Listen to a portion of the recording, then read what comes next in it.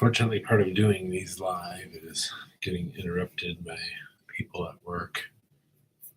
They don't know I'm on break. How can they know?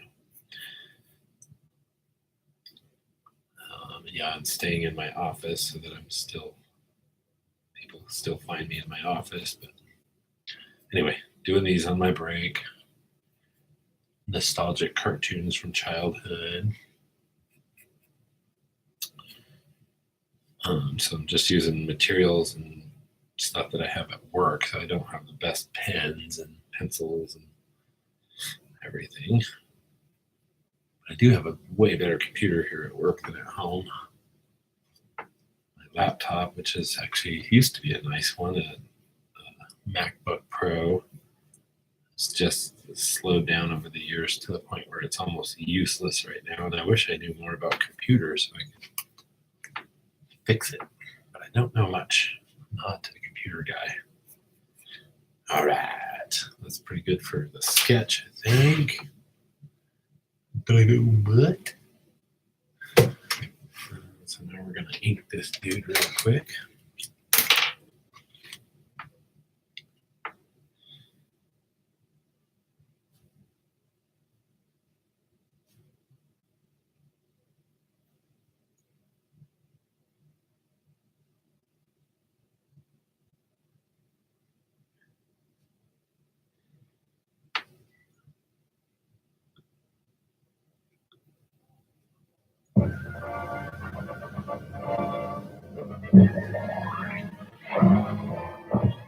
Lighting for the sky is a chrono sky. Stronger than a train. Or you talked about evil problem? Good. Careless, careless. He's a go-go dog. That's me, oh.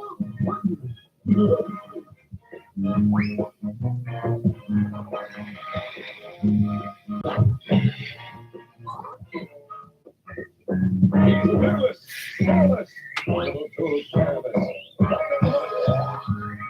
He's a go-go dog person.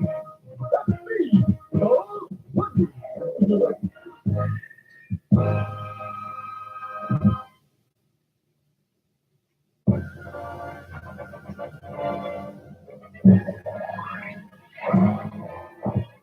Flashing through the sky is a chrono sky.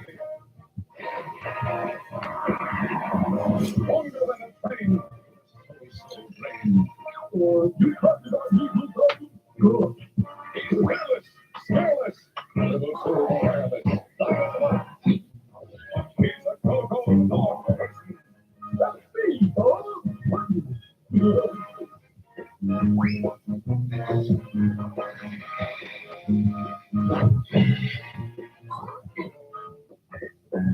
Careless, careless. He's a go-go dog person. That's me, oh.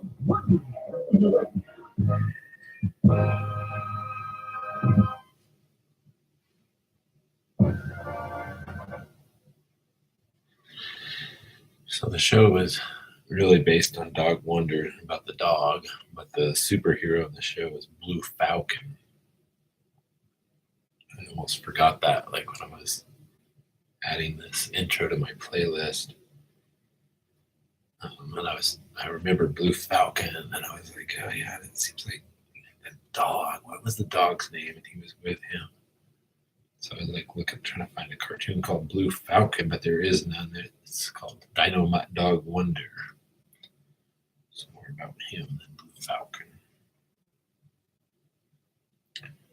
It's funny, I think Dynomutt actually predates Inspector Gadget by quite a bit. So I wonder if Go-Go Gadget arms and things like that were kind of inspired by Dynomutt, because he's got all these cool, because he's actually a robot dog. He's got all these cool robotic things he can do. So he can stretch his neck around corners and things like that.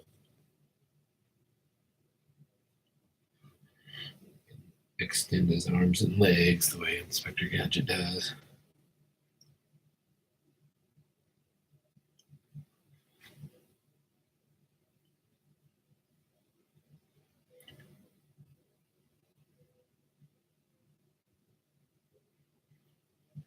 So when I was starting this series, I noticed once I got done inking the character, it looked kind of like a coloring book page. And I was like, that's awesome. I can just scan this before I put color on it.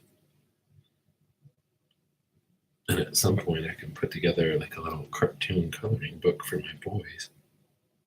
I have a 2-year-old and a 7-month-old. Obviously, Judah, my 7-month, is not going to be able to do it. But Jedediah, my 2-year-old, he's just starting to get to where he can color things. Like definitely not in the lines yet, but I've noticed he's starting to be able to hone in on the object. So it's not really coloring in lines, but he's sort of aiming for the object on the page, which I think is kind of a step forward in being able to color.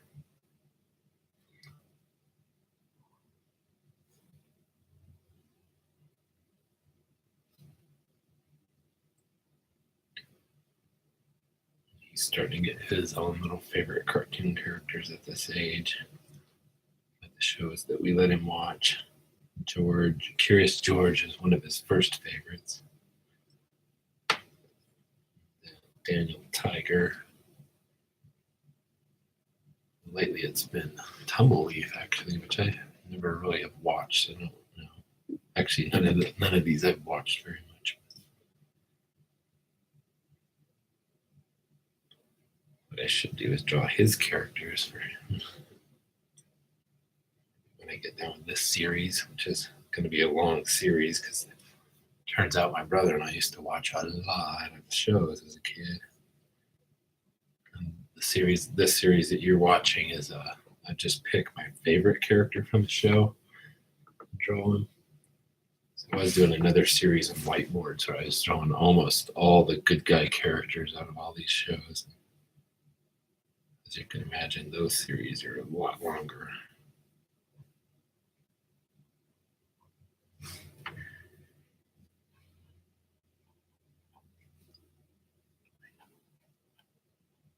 Dynomutt Dog Wonder.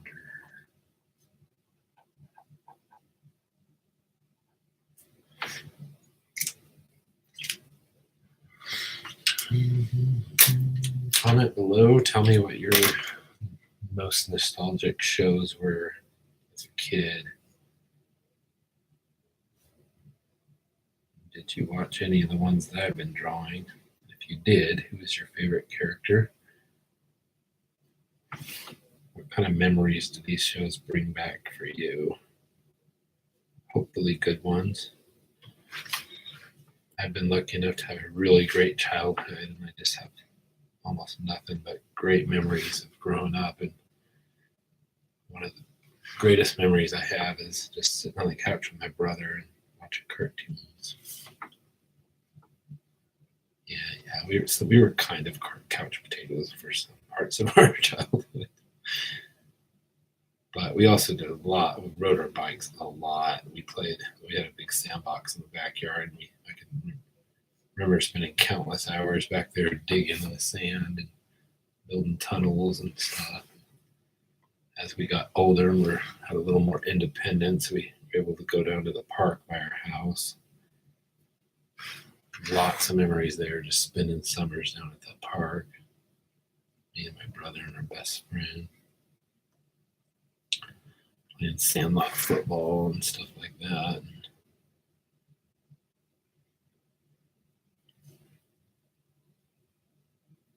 So even as many shows as we watched, I think we still had a good outdoor experience in our childhood too.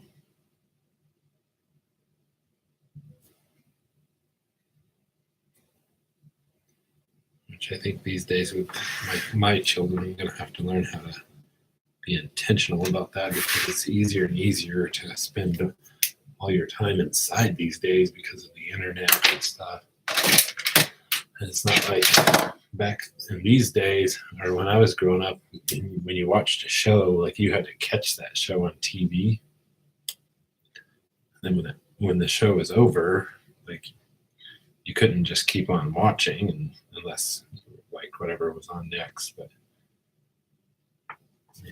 then it was time to get up and go outside and do something. It was almost a way that the TV programming gave you a break. And now with the internet, it's like there is no break. Like there's nothing to stop you from sitting and watching the rest of your life. Anyone who's had kids, screens are just like magnets to kids. They kind of are to us adults too, but even with our, ability to probably control ourselves a little better, like we still probably waste way too much time in front of screens. Kids, they don't really know how to like regulate themselves, and so it's kind of scary these days with the internet and the ability that you had. All right, I'm gonna go scan this real quick. If you just want to listen to the theme song, I'll be right back.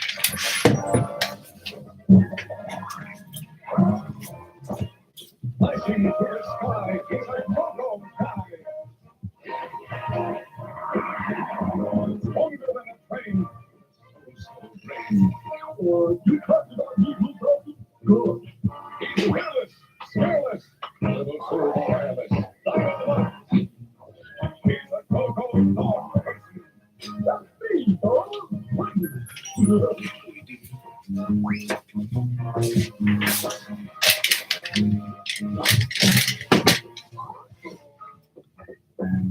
Careless, careless, little soul careless. Dynomutt. He's a go-go dog person. That's me, oh.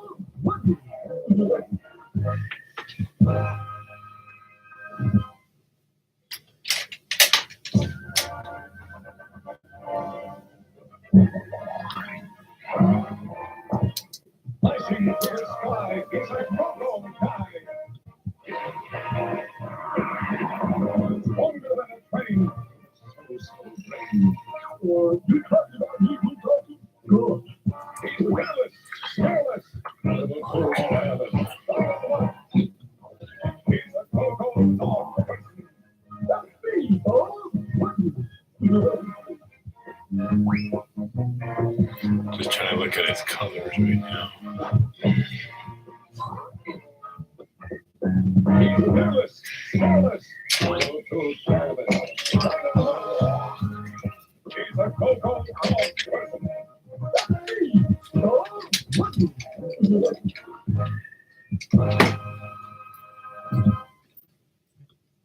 I think he's just a basic green.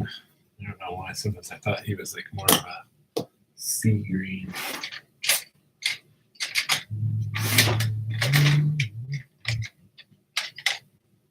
Guess it depends on the TV and how it was calibrated. So the old days and the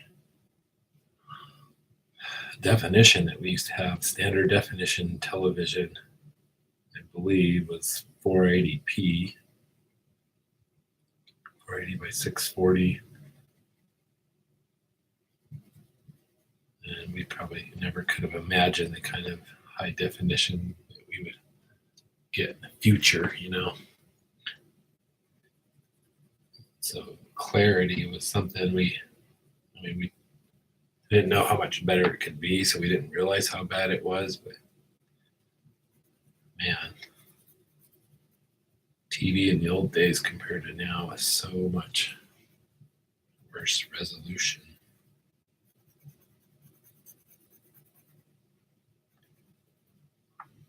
Got to check and make sure that scan was actually there before I start coloring.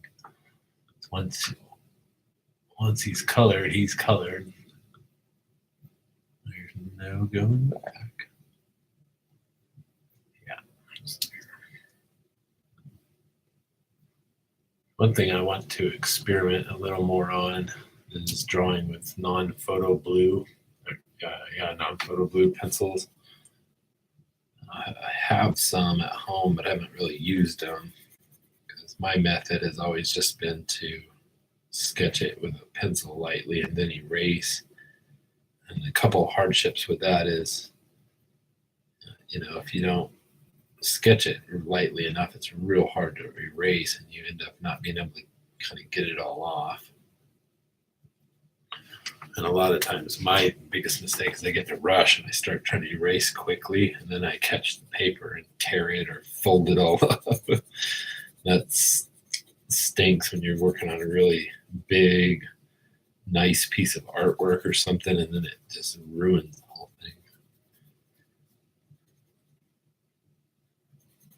So I really need to experiment with non-photo blue and how you use it and stuff, because I know it doesn't reproduce like on a copy machine, but is it the same on like for scanning? Like I can't imagine the scanner won't pick it up. And then even if those things don't pick it up, your original piece of artwork, aren't you still going to see those lines? And maybe most people don't worry because they're not concerned with that original.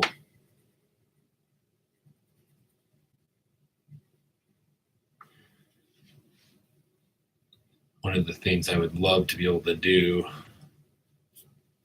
is be an understudy of a professional cartoonist. I think I actually wrote to Johnny Hart one time when I was in college. Never heard anything back, but asking if I could be like an apprentice to him. I probably should try harder because that could be really invaluable to me. Technique is definitely, I think, with just skill and how good you can be, that's something like you just practice. And of course, there's classes and things to help you guide you and stuff and how you can get better. And it's definitely something all of us artists should listen to. Definitely, there's ways to study forms and draw things in ways that help you get better.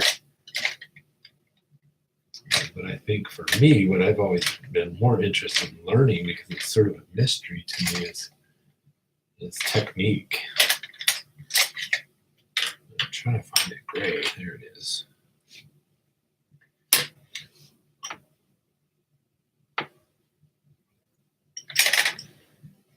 So technique for like comic strips.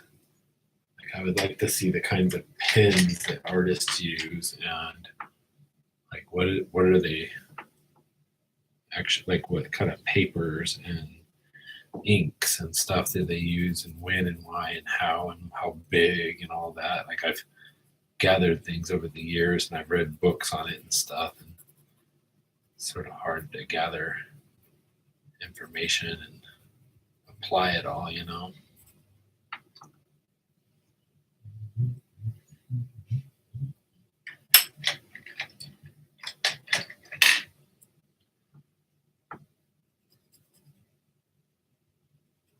And I would love advice from anybody who, if you see me using my color pencils wrong or something, or in a way that's weird, or how I'm inking it or whatever, like I would love to hear suggestions on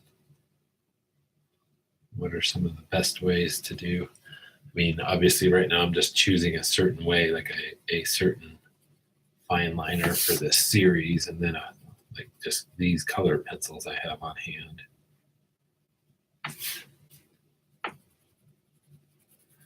For instance, when coloring with marker, I learned this from Will Terrell. He's an illustrator with Warner Brothers. He has a blog, and he was talking about coloring it with marker and how he actually does his sketch first, and then when he goes into color, before he inks the lines, he lays down the marker, the color in the characters. That really helps with the overall look.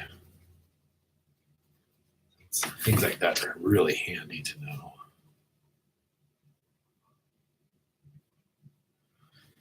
This day is getting away from me quickly.